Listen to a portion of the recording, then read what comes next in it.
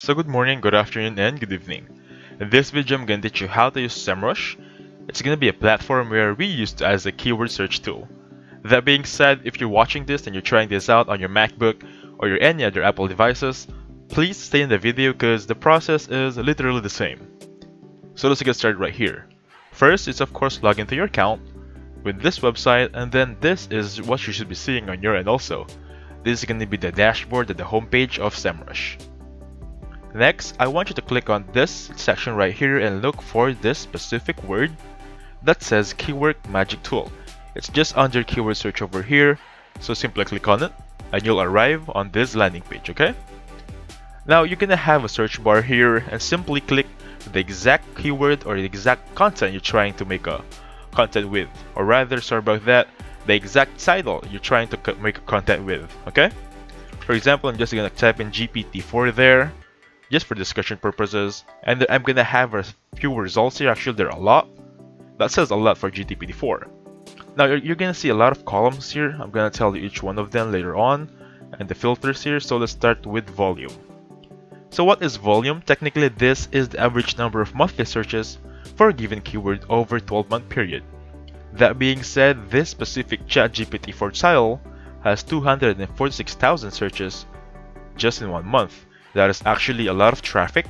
It's very good because it's very simple. ChatGPT-4, right? So personally, just a tip for you guys, the things I really take note on this website is going to be this volume column, this column that says keyword difficulty, the CPC column, and that's it. So let's get over to KV, which is keyword difficulty. Basically, it just says, or it just shows you how hard or how easy it is to beat this specific keyword. Because you want to rank first, right? You want our website or we want our content to rank first on the Google search result. So as long as this is green, you're good to go. However, as you can see right there, the keyword difficulty for this specific ChatGPT-4 is on 100%, which is very hard. It will take a lot of on-page SEO, link building, and content promotion efforts. That basically said, for startup website, for startup company, this is not the way for you. However, moving on later on, I'm going to teach you how to get the specific keyword that is for startup company or startup website. Okay? Next up is CPC, cost per click. Basically, the thing you want to check here is the higher the CPC, the better. Because this is going to be via advertisements. Of course, we want money, right? So the higher cost per click, the better for your website. That being said, let's just click something here. This is actually a tip for you. Click the filters on the KV. You're gonna see the very hard difficulty up to the easy option. So for example, our website's still on the beta page, or for example, we're just starting up, right? Of course, we want to click very easy to easy. However, we cannot click both at the same time. So we're gonna go from 0, of course, to 29%. That's gonna be covering very easy and easy filter. Click apply right there, and basically, Semrush will give us this tiles that has this exact KD, which is actually the first thing I'm looking for. Good thing they have visuals right there. So this first ChatGPT-4 has 22 KV. That is actually the same thing as earlier. Remember, it's ChatGPT-4. However, the first one has a red one.